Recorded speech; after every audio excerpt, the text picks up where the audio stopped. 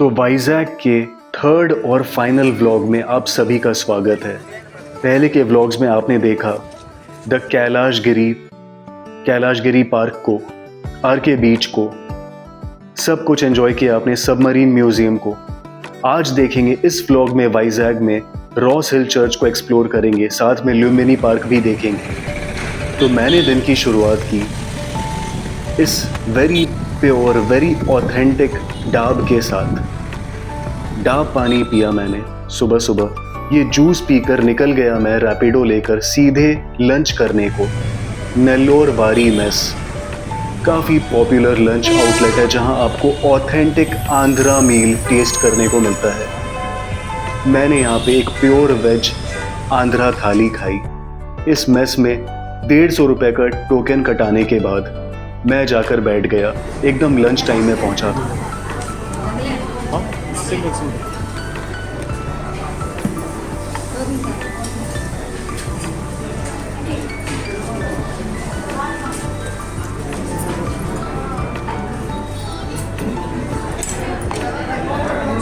ये क्या है?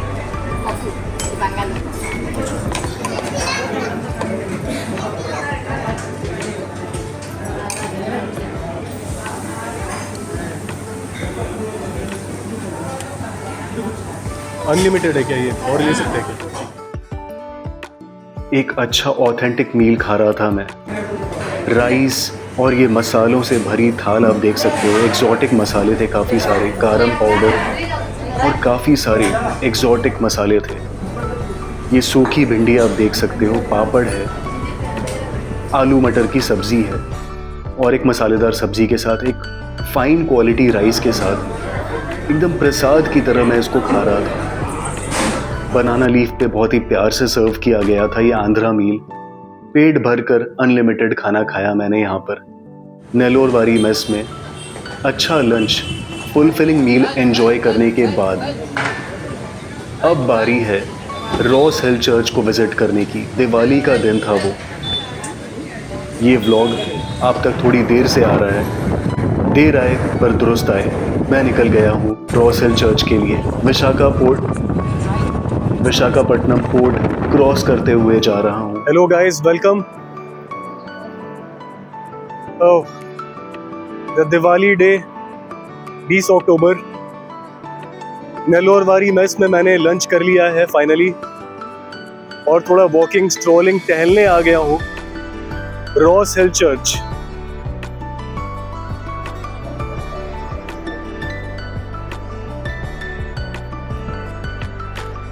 चलिए थोड़ा चर्च की चढ़ाई करते हैं, एक्सप्लोर करते हैं वाइजैक को आज थोड़ा और। My last day in Vizag. उस साइड आपको कैंडल्स भी मिल जाएंगे चर्च में वर्शिप करने के लिए,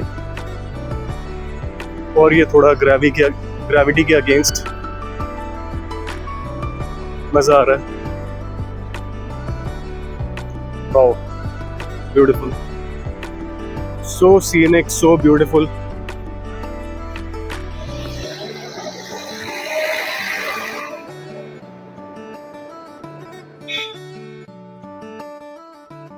Oh my God, what a scenic beauty. अच्छा खासा हिल टॉप पे लोकेटेड है ये चर्च, रॉस हिल चर्च। तो भाई साहब, रॉस हिल चर्च के पास में ही आप देख सकते हो ये दरगाह है, हजरत कड़क बिजली शाह का दरगाह। बहुत ही ब्यूटीफुल लग रहा है ये दरगाह और ये चर्च एक साथ को एग्जिस्ट कर रहे हैं। इससे ज़्यादा ब्यूटीफुल क्या हो सकता है? इस कंट्री से ज़्यादा ब्यूटीफुल क्या हो सकता है? किसी और कंट्री को विजिट करने से पहले अपने कंट्री को थोड़ा प्यार दीजिए।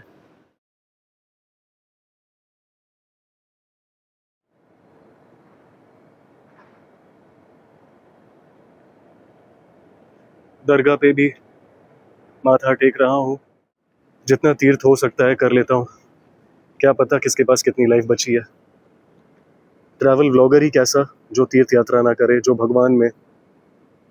भगवान के लिए कुछ कदम ना चले। करीबन 100 साल पुराना है रॉस हिल चर्च, जो मिसिया मॉन्सियर लोकल जज मॉन्सियर रॉस के नाम पे बना है।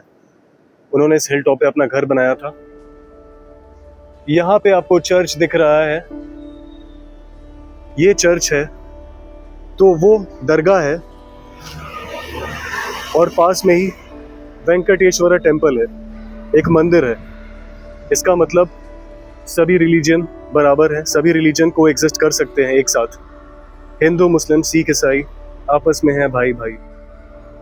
Happy Diwali guys. ये व्लॉग आप तक दिवाली के बाद ही आएगा, पर ये व्लॉग देख के आपको अगली दिवाली के लिए अगर कहीं बाहर घूमने जाना है या दुर्गा पूजा में तो डेफिनेटली कुछ सजेशन मिल जाएगा। वाइजैग काफ़ी खूबसूरत है, मेरी नज़र से तो कुछ अलग ही लग रहा है। वाइजैग बेहद हसीन, बेहद scenic, picturesque. This beauty is priceless. Humanity को बचाने के लिए जीसस क्राइस्ट को काफ़ी कुछ सहना पड़ा था। Crowning with thorns.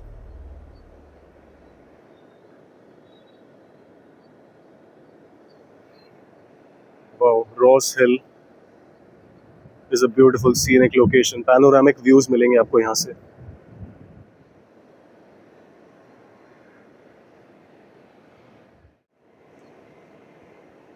Ross Hill Church and the beautiful Vishakhapatnam port, the Vizag port city का port area।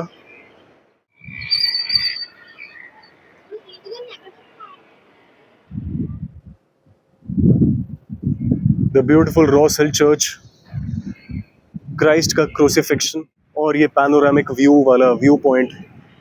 यहाँ तो हर जगह ही एक व्यू पॉइंट है। Oh my God, this is scenic.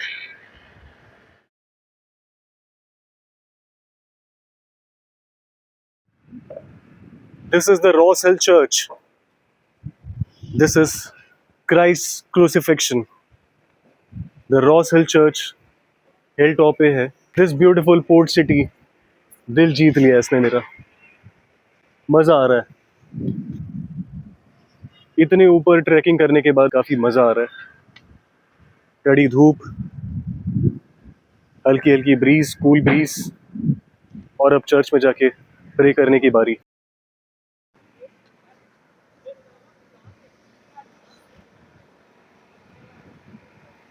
तो आप देख सकते हो 2 किलोमीटर की अपहिल ट्रैकिंग करने के बाद, ब्यूटीफुल व्यूज एंजॉय करने के बाद, विशाखापट्टनम पोर्ट का एक पैनोरामिक व्यू, सब कुछ महसूस करने के बाद मैं पहुंच गया था रॉस हिल चर्च। फाइनली काफ़ी रील्स बनाए मैंने, जो कि आप मेरे इंस्टाग्राम चैनल पर भी देख सकते हो। लोन स्टार अभी के नाम से वो चैनल है, यहीं पर मैंने कुछ रील्स बनाए हैं जो कि आप मेरे इंस्टाग्राम पेज पर देख सकते हो। तो चलिए, इतनी ऊपर आए हैं, इतनी दूर आए हैं, तो चर्च के अंदर जाकर भी एक्सप्लोर करते हैं। ये कुछ ब्यूटीफुल क्लिप्स हैं चर्च के, और ये है the most awaited, the most special place. मेरी दिवाली को बहुत ही स्पेशल बनाया इस प्लेस ने। Ross hill church is so beautiful. ये स्टैचू जीसस क्राइस्ट का, ये सो टॉल स्टैचू, ये कुछ अलग ही लग रहा है, ये कुछ अलग ही वाइब्स दे रहा है। ये place, this place was too holy for me. इस प्लेस पर आकर जैसे मानो मैं दुनिया भर की सारी तकलीफें, सब कुछ भूल गया। बस इस प्लेस की पॉजिटिव एनर्जी, पॉजिटिव वाइब्स को मैंने सरेंडर कर दिया खुद को। दिवाली पर मैं हिंदू होकर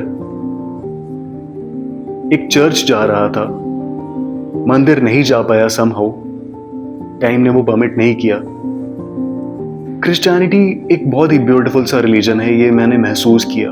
हमेशा ही क्रिसमस पर महसूस करता हूं, और इस बार तो दिवाली पर ही मेरी क्रिसमस मन गई थी। चर्च के अंदर के अमेजिंग विजुअल्स देखे आपने, अलग ही फील आ रहा था। थोड़ी सी हिस्ट्री भी पढ़ी मैंने, रॉस हिल श्राइन की क्या स्टोरी है। हर साल एक स्पेशल डे पे यहाँ पे काफी मास गैदरिंग्स भी होते हैं। ये प्लेस इथीरियल था, हेवनली था, आउट ऑफ द वर्ल्ड था। वाइजैग में beat the temple, beat the Varahalakshmi temple. Varahalakshmi temple मैं डेफिनेटली नेक्स्ट टाइम कवर करने वाला हूँ। या फिर रॉस हिल चर्च की बात ही कुछ अलग थी। मेरे एक फ्रेंड ने मुझे सजेस्ट किया था कि रॉस हिल चर्च ज़रूर जाना।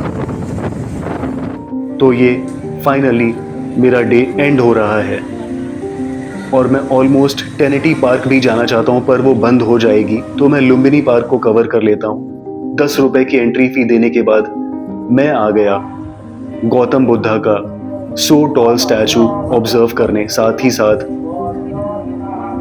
कुछ अशोकन पिलर्स भी दिख रहे हैं। अशोकन, करीबन 8 अशोकन पिलर से सराउंडेड है ये गौतम बुद्धा का सो टॉल स्टैचू। आसपास किसी मंदिर से भी कुछ आरती का आवाज आ रहा था, कुछ तो ध्वनि हो रही थी कहीं ना कहीं, जो वाइब्स को और पॉजिटिव बना रही थी। कुछ दिवाली की अलग ही शाम थी वो। एंड मैंने फील किया क्रिश्चियनिटी की तरह बुद्धिज्म भी काफी पीसफुल, काफी पॉपुलर रिलीजन, इससे ज्यादा सेक्युलर कहाँ ही हो सकता हूं मैं। वाइजैग मेरे लिए बहुत ही ब्यूटीफुल था। ये थर्ड डे तो कुछ अलग लेवल पे स्पिरिचुअल हो गया था मैं, अलग ही वाइब्स आ रही थी। और आपको पता है वाइजैग में वैसे तो बहुत सारे पार्क्स हैं, पर लुम्बिनी पार्क इज स्पेशल क्योंकि इसके बैकयार्ड से आरके बीच दिखता है, एक बीच का व्यू आता है। आरके बीच के बहुत पास में ही है लुम्बिनी पार्क। आरके बीच आए हो तो लुम्बिनी पार्क भी आ सकते हो, एक सुनहरी शाम बिता सकते हो। शाम के कुछ व्यूज हैं, अगर नेक्स्ट टाइम कभी हुआ तो डे में कवर करने की कोशिश करूंगा। काफी ब्यूटीफुल सा पार्क है, एक इवनिंग स्ट्रॉल लेने के लिए, बस एक और कुछ था नहीं। वाइजैग से मुझे सुबह सुबह निकलना था, बस मेरा ये लास्ट था। कुछ स्विंग्स मैंने देखे, स्विंग्स पे झूलने की भी कोशिश की।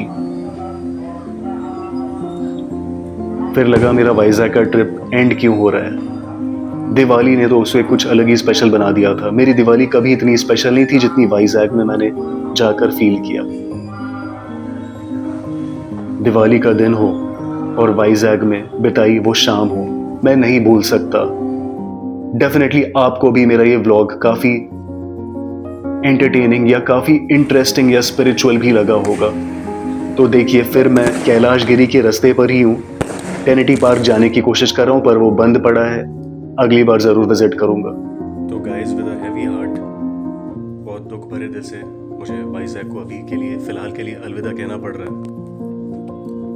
मैं वापस आने का वादा करते हुए जा रहा हूँ। आप देख सकते हो ये मेरा हम्बल सा लॉज का रूम है। होटल तो नहीं बोल सकता। मेरी ट्रेन है हावड़ा की। फ़िलहाल के लिए वाइजैग को अलविदा कह रहा हूँ। चलो, मैं थोड़ा इमोशनल हो रहा हूँ। तो फाइनली मेरी वाइजैग की जर्नी यहीं पे फिनिश होती है। पर एक ट्विस्ट है। क्या मैं वाइजैग से सीधा कोलकाता या हावड़ा चला जाऊंगा? मेरी ट्रेन तो हावड़ा तक की है, पर क्या मैं हावड़ा पहुंच पाऊंगा कि नहीं, आइए देखते हैं इसी व्लॉग में। ट्रेन की मेरी क्या हालत है, सुबह की ट्रेन है मेरी,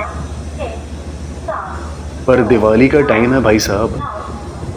क्या मुझे ट्रेन में अपने कंफर्म सीट में भी बैठने की जगह मिलेगी कि नहीं? मेरी हालत खराब हो जाती है भाई साहब इस ट्रेन में। इतनी खराब हो जाती है कि दोपहर में भुवनेश्वर आते ही मैं टॉयलेट तक नहीं जा पाता इस स्लीपर कोच में। तो फाइनली मेरी हालत इतनी खराब हो गई कि दोपहर में मुझे अपनी जर्नी को हाफ मिड वे रोकना पड़ता है और आना पड़ता है ओडिशा के कैपिटल भुवनेश्वर उतरना पड़ता है मुझे। इत्तेफाक कहो या मजबूरी या एक मौका कहो, इस ट्रैवलर ने भुवनेश्वर को भी एक्सप्लोर किया है। भुवनेश्वर में भी मैं 2-3 दिन था। तो अगले व्लॉग्स में आप भुवनेश्वर के बारे में देखने वाले हो। वहाँ के टेम्पल्स को विजिट किया है मैंने, वहाँ के कुछ मॉल्स को विजिट किया है। तो डेफिनेटली अगर आपको ये व्लॉग पसंद आया तो make sure you do like, share and subscribe my channel. Thank you.